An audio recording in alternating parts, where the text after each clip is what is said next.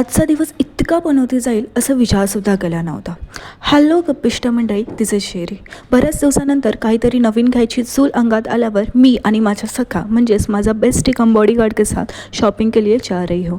मस्त नटापटा करून सकाळला कॉल केला आणि पाऊस पडतो यार, कसं येऊ असं सांगून तो मोकळा झाला. हे ऐकल्यावर तळपायाची आग मस्तकात जाऊन ज्या पद्धतीने मी त्याला मारण्याचा विचार करत होते ते सर्व सोडून थोड्या रडगाणं केला. मगर मुझके आंसू निकाल के मैं निकल पडी शॉपिंग के लिए.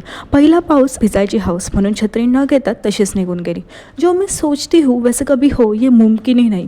ज्या गोष्टीसाठी मी एवढ्या लांबून पावसात भिजून आले होते ती वस्तूच मिळाली नाही. फिर क्या डिसअपॉइंट हो के नेक्स्ट शॉप में जाने लगी और वहाँ जाकर समजा की ये शॉप भी क्लोज हो चुका है.